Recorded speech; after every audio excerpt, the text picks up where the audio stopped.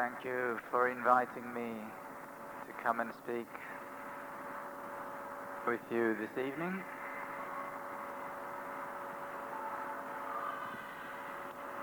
As the sound in the hall is not very easy to listen to, you must be very patient and try to be concentrated. Normally when we discuss Dhamma or when we listen to Dhamma, it is very important that our minds are peaceful. Otherwise, the Dhamma will have no effect on us. And in order to achieve a peaceful mind, it is very helpful to have a peaceful environment. However, we cannot control everything. The external is beyond our control. And so, the best we can do is to try and control the mind. Make the mind peaceful. This evening I was asked to give a talk on the 5 precepts and the value of dana. I will try and do this, but in the context of a wider topic, because I feel quite often many people misunderstand the teaching of the Buddha and think that the Buddhist teaching is only about suffering, which makes it sound very depressing, very negative. However, the teaching of the Buddha, though it talks about suffering, the main purpose of the teaching is to transcend suffering. Once I was asked to give, in brief, an explanation of the Buddha's teaching. And what I said is something that I still believe to be true today. The Buddha taught the way to happiness and the way to liberation. Just these 2 things. The way to happiness and the way to liberation. He started by pointing to suffering so that we would be interested in doing something to avoid and overcome suffering. In Buddhism, it is a central part of the teaching that we are responsible for the quality of life. The way we live, the way we use our bodies and our speech, the way we use our minds will shape life. Either we will create more suffering, or we can create more happiness and joy. It is our choice. So that because we all aspire and wish to be happy, the Buddha encouraged us to live a skillful life, to live in a way which brings joy to our hearts and happiness to the world. It is possible for a human being to do this, just as it is possible for a human being to live in such a way as to make oneself utterly miserable and to create suffering for others in this world. The choice is up to the individual. The Buddha wanted us to be happy. He wanted humanity to live in peace and harmony. And so he taught the Dhamma for happiness and for liberation. So what brings about happiness? What brings joy to your heart?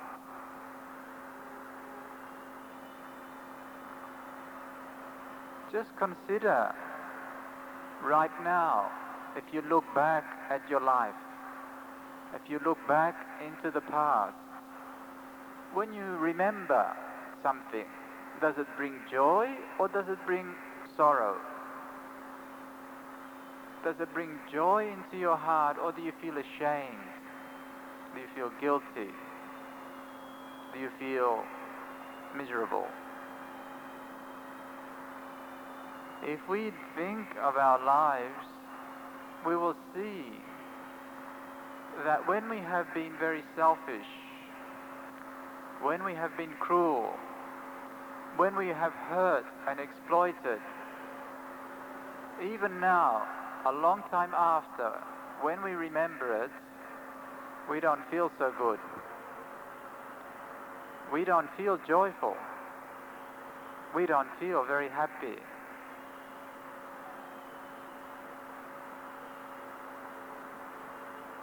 On the other hand, when we look back and we remember the occasions when we have been noble, when we have done something which was noble, something to help, something to bring happiness for someone else, when we have given, when we have helped, even now, when we remember this, we feel joy, we feel good, we feel happy.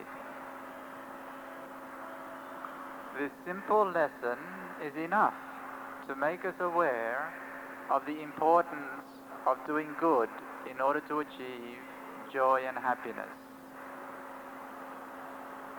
When we live a good life, we experience self-respect.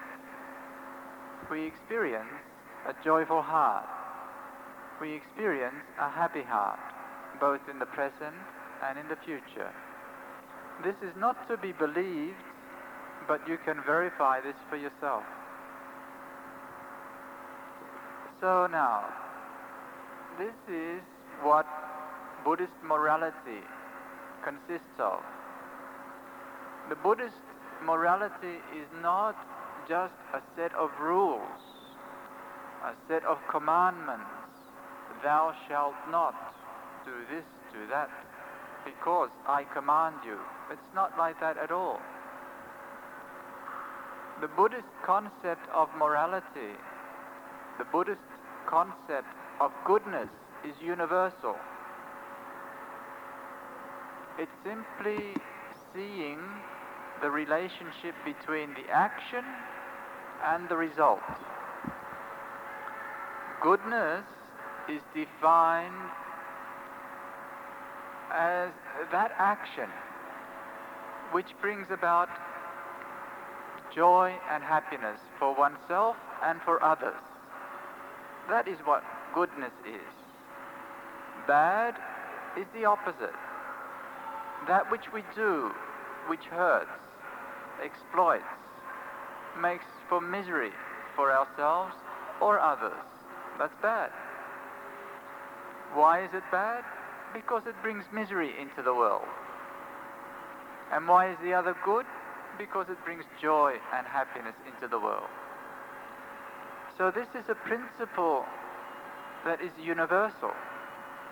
It's not just a Buddhist idea of goodness. It's a universal principle. Because every living being aspires to happiness. Every living creature wants to be happy. Every individual wants to be happy and joyful. So goodness is that which brings joy and happiness.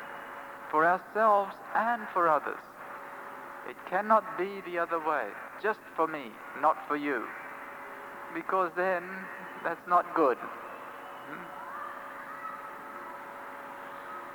So the Buddhist idea of goodness is a way of living, a way of using our bodies and our speech in order to bring more joy into our hearts and to bring more happiness into the world. So we encourage people to live moral lives. For instance, just now you took the 5 precepts. The precept of not killing any living creature, not stealing anything, not committing adultery, not lying, and not taking intoxicants or drugs which make you foolish, heedless. Because these actions, we avoid these actions because they bring about misery, hurt, either for us or for others. And this is not difficult to see. You can see it. Just contemplate. Stealing does not bring joy. You think that stealing brings joy? I think it brings a lot of misery.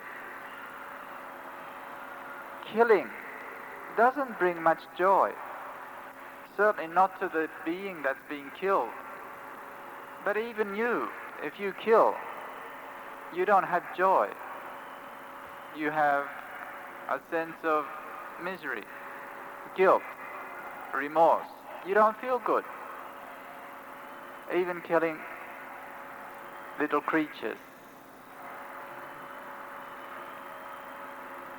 Lying, does that bring joy and happiness into our society, into our family? When people lie to each other, there's no trust. You can't trust. Where there's no trust, there can be no happiness, only suspicion and fear.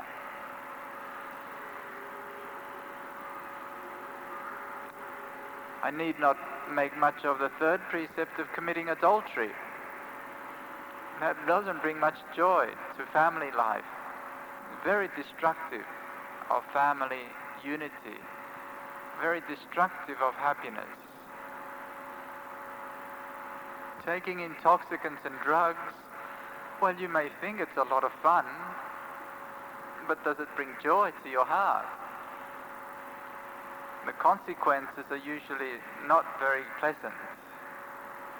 The problems that come with drinking alcohol, taking drugs, are far worse than the pleasure. So this is just simple cause and result. We avoid these things because they don't bring joy, they don't bring happiness into our hearts. But the opposite, if we can cultivate the opposite of these, we will experience more joy in our hearts. Because when we do good things, when we can rise up and fulfill our duties, when we rise up and be of service to others, then you feel joyful. You feel happy. And others, of course, also feel joyful and happy. Just think in your life, when you've given yourself, given of yourself, when you've been selfless, not selfish, when you've given time to help someone else, you look back and you feel quite happy about that. To live a selfish life is misery. It makes us miserable. It makes us, our hearts and our minds, very small, contracted, constricted, small, and we feel miserable, no joy. If we can open our hearts, fulfill our duties and be of service, that brings true joy to our hearts. We feel good, and of course we bring joy into the world. by helping, by giving, by being of service. So that this is one of the very first aspects of the Buddhist path to happiness. Do good, don't do anything bad. Not because the Buddha commands you, not because the monk tells you, but because you want to be joyful and happy. You don't want to create more misery. There is already enough misery in this world. We don't have to create any more. And our hearts are already burdened enough. We don't need to burden them any further. So, with this understanding, we choose. In Buddhism, it's the individual's responsibility. No one can make you. You choose to live a moral life and a life of service. Because that is the way to happiness. That is the way to joy. In this life. Right now. But of course, this is not the whole of the Buddhist teaching. Because there is still a higher joy than this. The joy that comes from goodness, the joy that comes from service is real. And it's very good, very worthy. But there is a higher joy even than this.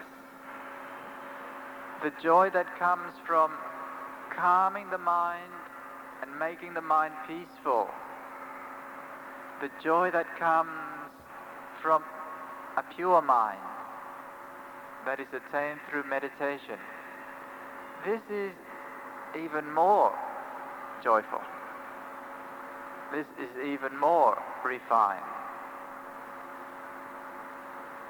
The mind is a most wonderful thing when it is well trained.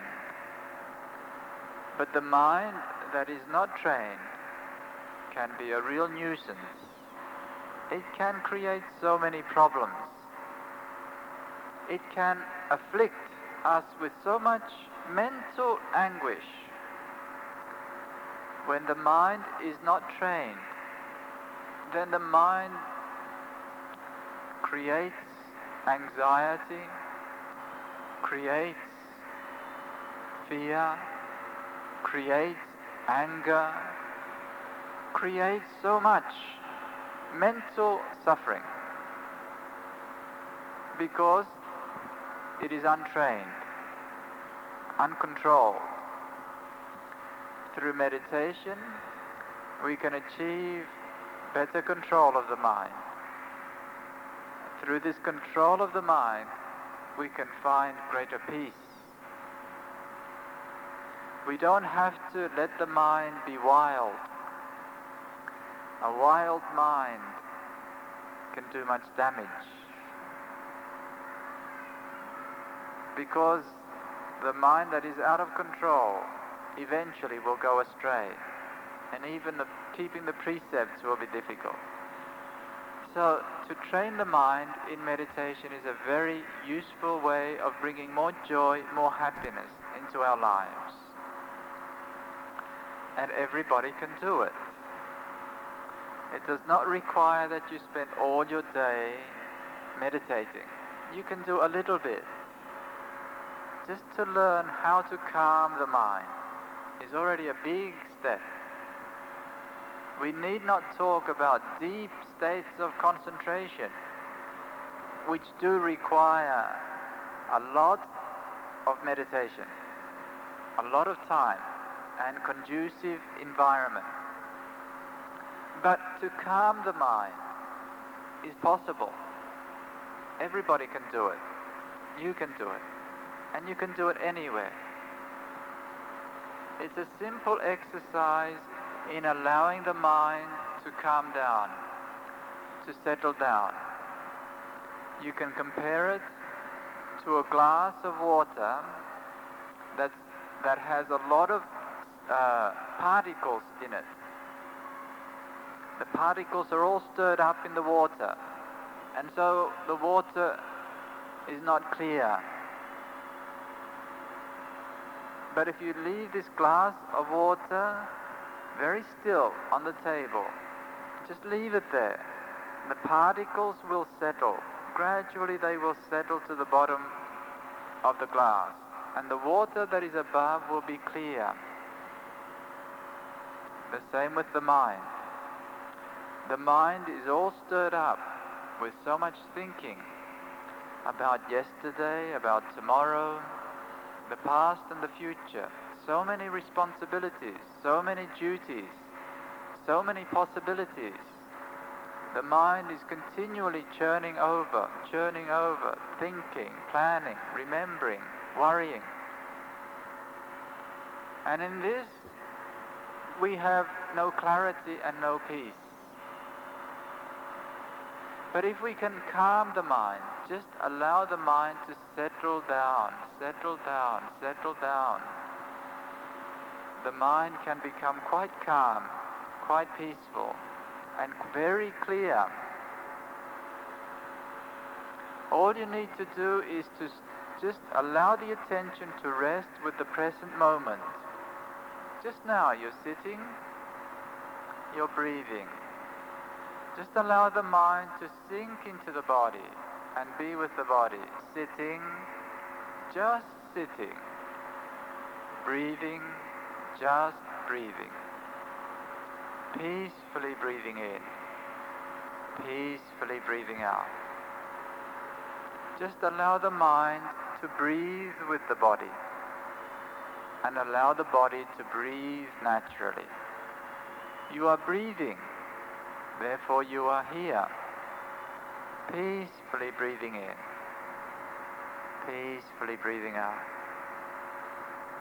Gently breathing in, gently breathing out. Just one breath at a time, and allow the mind to just sink into the breath. Relax into the breath. Just be with this one breath. Nothing to do, nowhere to go. Just rest in this one moment. Peacefully breathing in, peacefully breathing out. If we can repeat this exercise, just allowing the mind to settle, to rest with the breathing. All that noise in the mind, all that thinking in the mind, all those worries will begin to dissolve away, and the mind will become quiet. The mind will become still. The mind will become peaceful. And this is a very joyful way to be. It is not exciting, but it's a very joyful way to be. Because the Buddha said that peace was the highest happiness. And if we can develop a little more peace in our lives, we will derive a lot more joy. So that the practice of meditation is a way of calming the mind, making the mind peaceful, making the mind quiet. Now we can do this when we are sitting still and just breathing. We can train ourselves to do this just by trying to do it gently. Every now and again do it. We can also do this at other times. We can do this when we are walking, peacefully walking, gently walking, silently walking, one step at a time. We can allow the mind to settle with the body and be peaceful. If we develop this skill, we can do this more and more during the day, in more and more activities and situations. It will not stop us from doing other things. We can work, we can do all our duties, but we will be more peaceful and more joyful. So this is one other aspect of the path, one other step towards peace, towards happiness, towards joy. This the Buddha called the joy and happiness of a peaceful mind through meditation. But there is still one step beyond this, and this is the happiness of the Buddha.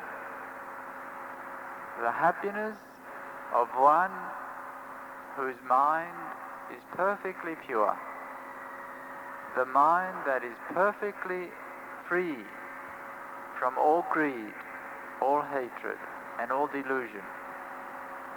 And this is the highest happiness, because the mind is perfectly contented, perfectly at peace, perfectly fulfilled. This is the happiness of liberation, and it is the ultimate goal of Buddhism. But of course, we cannot start from the top of the tree. We must start from the bottom and climb up. So we start by bringing more joy and more happiness into our lives, step by step, through the process of moral training, through the process of being of service, giving, sharing, opening the heart, through the process of meditation, calming the mind, so that eventually each and every one of us can realize our ultimate potential. The potential of the human being is enlightenment, complete peace, complete happiness, complete freedom. This is the potential of every human being. But when we will attain it depends on many factors. It depends on the individual's paramita, individual's perfections. It requires developing the perfections, developing the qualities that make it possible. No one can enlighten us. No one can free us. They can only help by pointing the way and encouraging us to walk. So I'm very happy to be here with you this evening to share these few thoughts on the path to joy and happiness, and in the hope that it will encourage you to keep walking, taking one step at a time. Do not be disheartened by any difficulty. Of course, sometimes we fail. No one is perfect. No one here is perfect. And so sometimes we fail. Start again.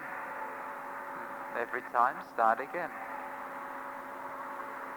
And we try to do better next time. So, because it is, I'm not sure how much of this you can actually hear or understand, I'm going to stop the talk at this point and invite you to ask questions so that I will have a better idea of what your interest is, because it is quite difficult to give a talk to a group of people that one doesn't know. And so now I would like to invite you to ask questions on either what I have said or on something that is of interest to you with regards to the practice of Dhamma. The teaching of non-self is probably at first the most difficult aspect of the Buddhist teaching for a human being to accept, because everything in our field of experience tells us that there is a self. Everyone here feels that you have a self. You are. Just the senses. You see, we have senses. We have eyes and ears, nose. All these senses, they always give us the impression of self, because you are the object of me. I'm the subject. So I must be somebody because I can see you. I'm me, so it gives me a feeling that I am me, because there's all this outside. So the sensory world, or the senses, reinforce the feeling of self. I'm me. I feel I'm me because there's all the objects around me. Senses reinforce the feeling of self. I'm me. I feel I'm me because there's all the objects around me. This is the nature of the senses. They set up the object, subject. So there must be me. I'm the subject. Our language is always based on me. The way the language is structured is, I think this, I don't like that. It's all coming from me. The language, every word, you can never think of not self, because everything is coming from me. I'm the one. Our instincts, the basic instinct is all based on self. The instincts of every human being, and also every other animal, is the instinct for self-gratification and self-preservation. This is very strong instinct in everyone. And it's all coming from me, being separate. Therefore I must have certain things to make me happy, and I must be careful because there are certain dangers to me. There are certain dangers, so I must be careful to protect myself. All based on me being a separate entity. So when we hear this teaching of not self, it seems, well, it doesn't seem, it is unbelievable. We cannot believe it. Even though you may be a Buddhist, you don't believe it. You can't believe it because it's just contrary to everything that we know, everything we feel, everything we experience, everything we think. It's contrary to everything. So at first we feel rather puzzled, and maybe we just avoid it. We just put it aside. We say, well, maybe it's true, I don't know. Because not self can only be understood through meditation, through realization. It cannot be understood just through thinking. You cannot understand it through thought. You just can't. Because even though they may say things like, well, look at your body and it's not really self because, you can't make it stay young and it gets old. And yes, but that still doesn't convince us, because we still feel, yes, but I'm still me, I'm still here, this is me. So what I encourage for people to do, rather than accepting or believing in non-self, is to find yourself. Okay? You feel you exist. You feel you are. Find it. Where are you? Who are you? I'm quite happy to accept that you exist. Just find yourself. Where are you? Who are you? Now, of course, in order to be able to do this effectively, the mind must be quiet. If the mind is still very stirred up with thinking, you will never be able to contemplate and investigate in this way. So first you must let the sediment settle. All the particles in the water, let them all settle until the water is clear in the glass. Then you can see, now where am I in this water? The same with the mind. If we can allow the mind to settle, to calm, so it becomes quiet, Once the mind is quiet, once we can hear quietness, silence in the mind, once there is stillness in the mind, yes, then you can seek. Where am I? Who am I?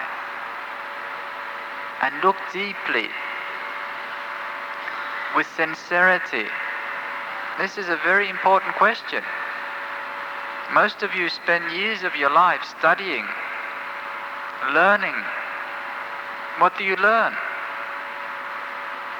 You learn about this and that, about the world, about society, about accounting, about art and science. So what?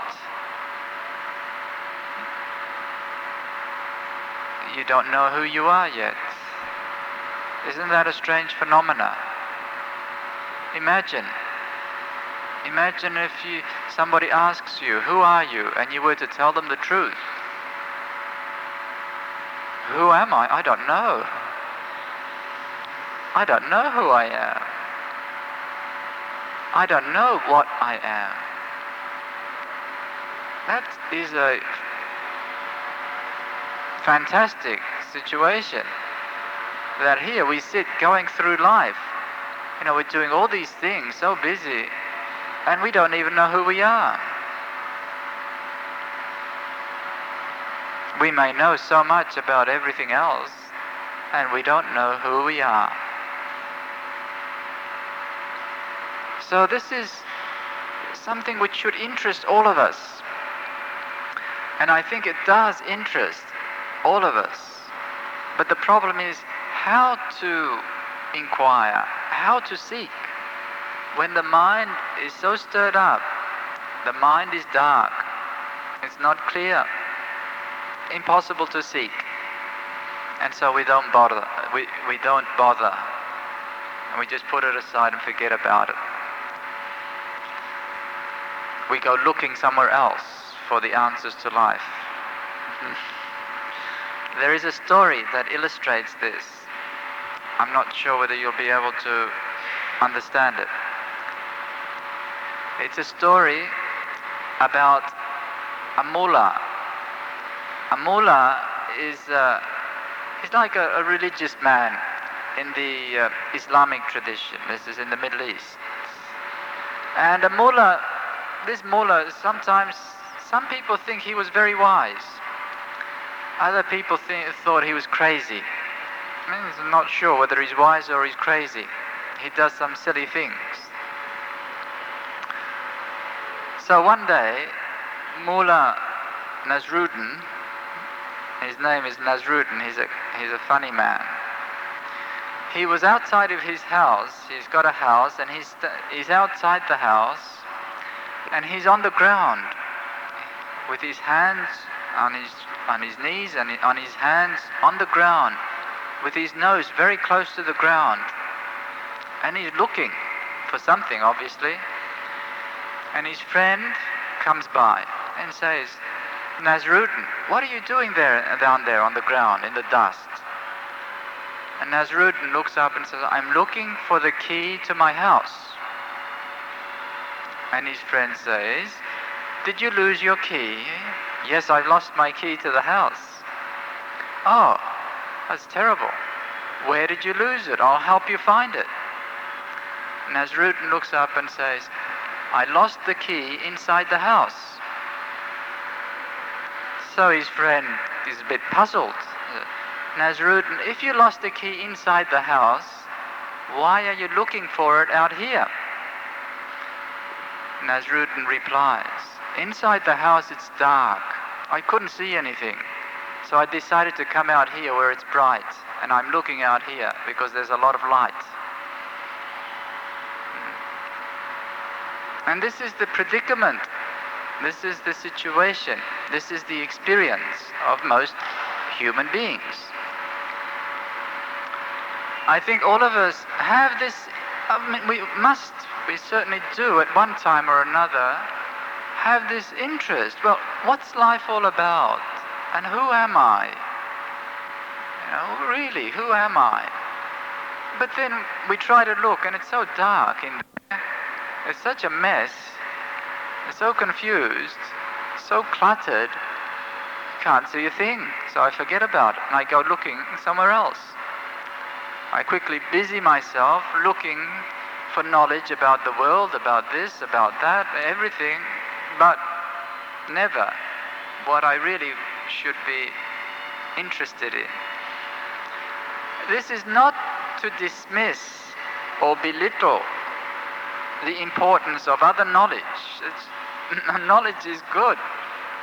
Knowledge about the world, about science, medicine, all of these things, they're good. That's useful. But we do need to know ourselves. We do need to know who we are. Otherwise the rest is a bit meaningless. So, the house is dark.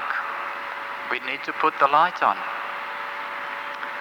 Or it's very cluttered, so we need to clear it.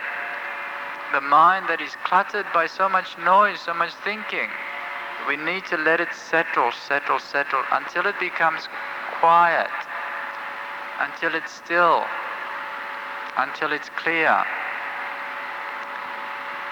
Then there is a possibility of seeking. Who am I? I must know this.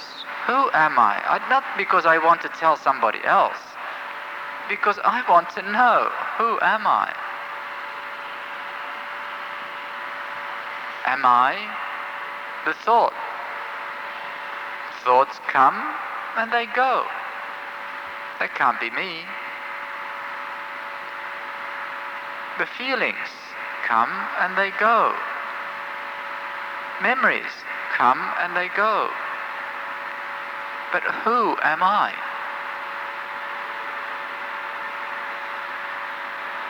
Who is this me? Who is it that knows? Who is it that asks this question? You need to have a quiet mind.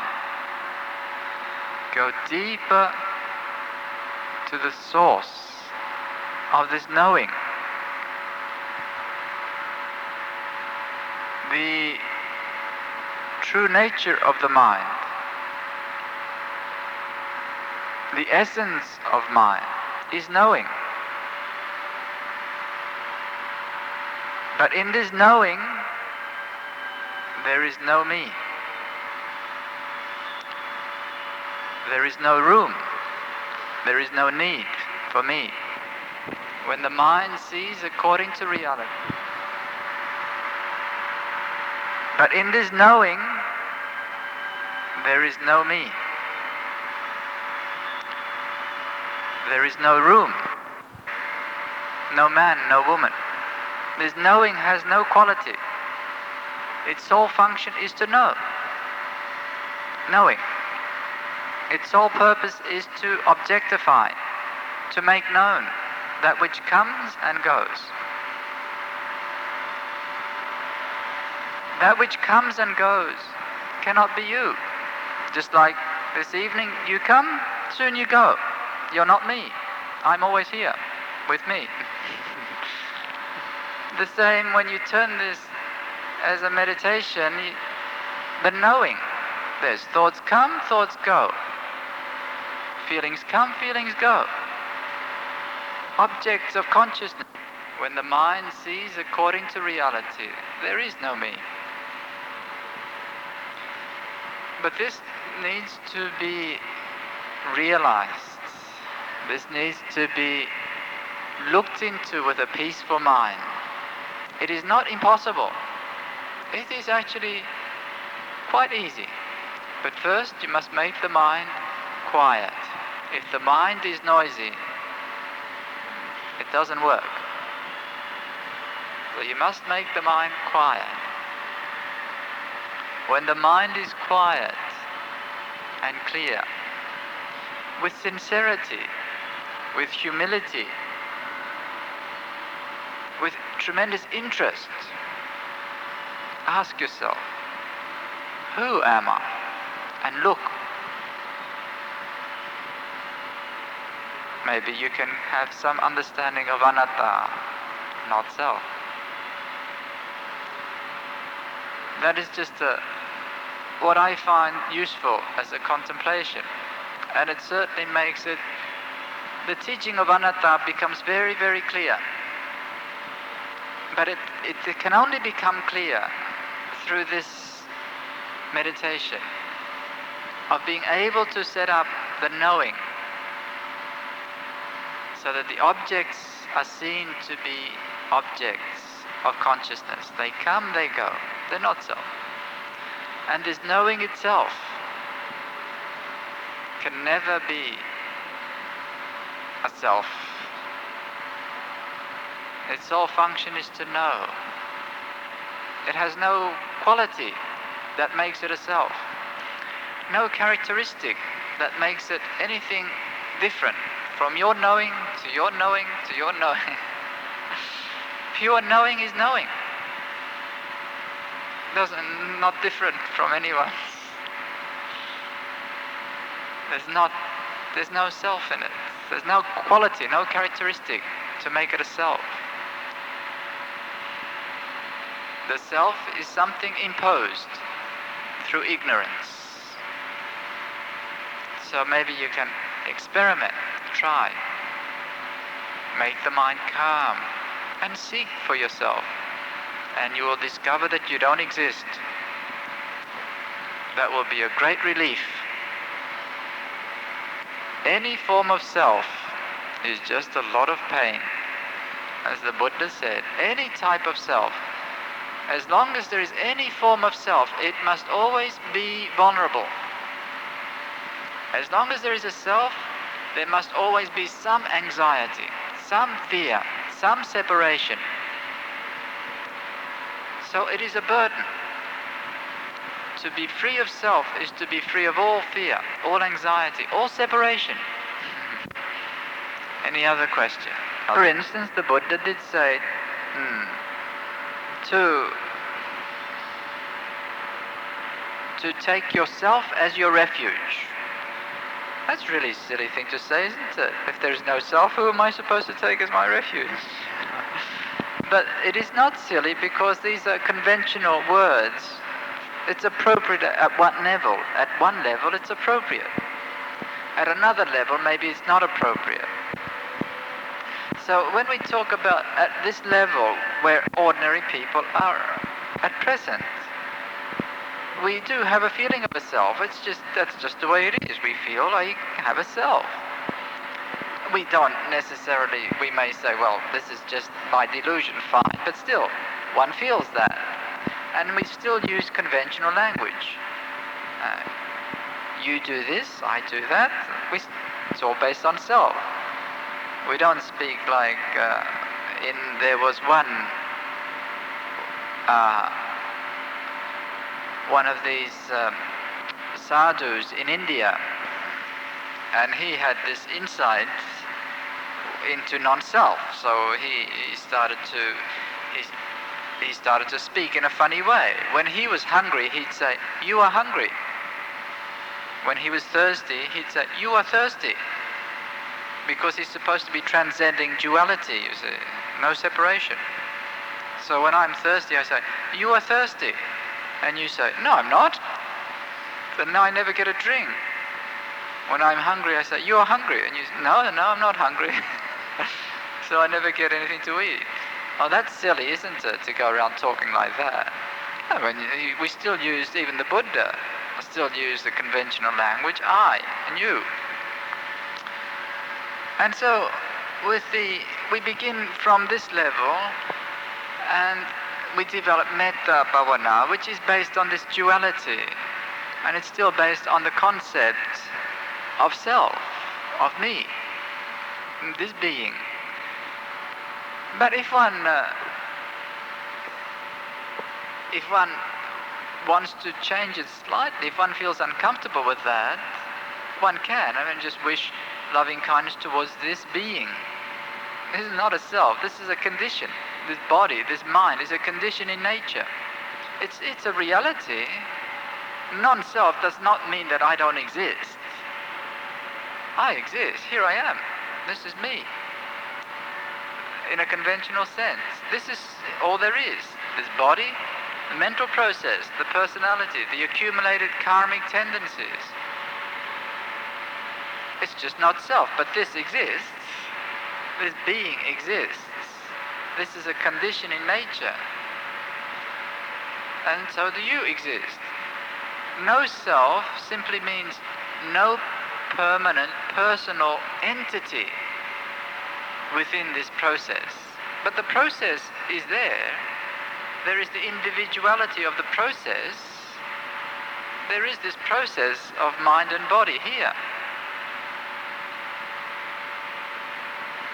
So, we can direct loving kindness to this being, to this process of mind and body. We can direct loving kindness to other beings. Even though it is all anatta, we can still direct loving kindness.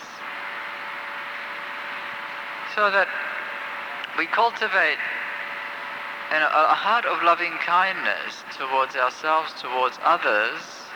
The fact that we are cultivating it means that we are as yet still on the path. We're not enlightened yet. If there is true enlightenment, true realization of non-self, true living of non-self, you don't need to cultivate loving kindness. Loving kindness is spontaneous. Loving kindness and compassion is the natural expression of the mind that is freed from self. Because if there is no self, how can there be selfishness? If there's no selfishness, self-centeredness, what is there to stop the openness of heart that is sensitive and feels? Nothing. From the liberated heart flows true love, loving kindness. The loving kindness is not what we usually call love. Loving kindness is a cool love, very cool. The loving kindness of the pure heart it's not selective. It doesn't pick, choose. It does not possess. It does not oppress. It does not demand. It does not want anything. That is the natural expression of the pure heart. Loving kindness is automatic. That is the highest love because it is the pure love. Normal love that we talk about is not so noble. I mean, it possesses. It wants, it demands. It's selective. Love this person or that person, but not those other ones. So it's exclusive. Now it's not a very noble, very grand love. I mean, it's a very little type of love, very, very small. I mean, it's still important, but compared to the loving kindness and compassion of the enlightened mind, it's very trivial. However, as long as we are not enlightened, then we need to develop the path. So we walk the path. And the path is developing the qualities that make it possible to become enlightened. Loving kindness is one of those qualities. Compassion is one of those qualities. Because the mind that has loving kindness is also a happy mind. And it is a happy mind that can become concentrated. And it is through concentration that we can see things according to reality. And it is through seeing things according to reality that there is disenchantment. And it is through this disenchantment that there comes dispassion. And it is through dispassion that there comes liberation. This is in accordance with the Buddhist teachings. So that when we cultivate loving kindness, we are just cultivating the path, part of the path, just to develop conditions, qualities that are conducive to enlightenment, to freedom from self. So the apparent inconsistency is not real. when we develop loving kindness, it's not as if we're making a statement that I exist. It's just a contemplation using conventional thought in order to arouse a particular state of mind, a feeling and a state of mind of love, kindness, compassion. Because that quality of mind is conducive to further spiritual growth, and it's conducive to happiness.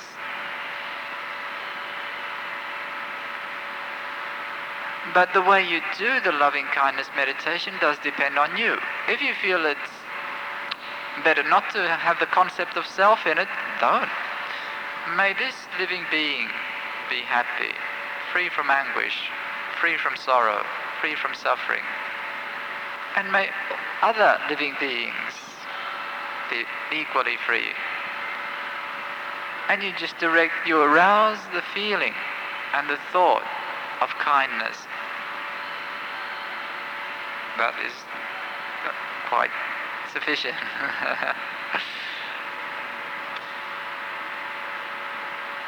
Any other question? Maybe we can finish this the meeting, and those people who have to leave can leave. But if people want to ask questions or come up and talk, I'm quite happy to stay longer. Give a blessing for your generous offerings. Yatha varivaha pura paripurenti sagarang evam eva ito tinnang pedanang upakapati ichitang patitang tumhang kippame vasame chatto sabbe purentu sankapam Chanto panaraso yata manicoti raso yata sapitiyo vivajanto Sambaro ko vinasatu mate bhavan vantarayo sukhitika yuko bhavan Abhivadana silisa nichang udapachayino Chattaro dhamma vatanti ayuvanno sukhang balang Bhavattu sabba mangalang rakkantu sabba devata Sabba buddha nubhavena sada soti bhavantu te Bhavattu sabba mangalang rakkantu sabba devata Sabba dhamma nubhavena sada soti bhavantu te Bhavattu sabba mangalang rakkantu sabba devata Sabba sankha nubhavena sada soti bhavantu te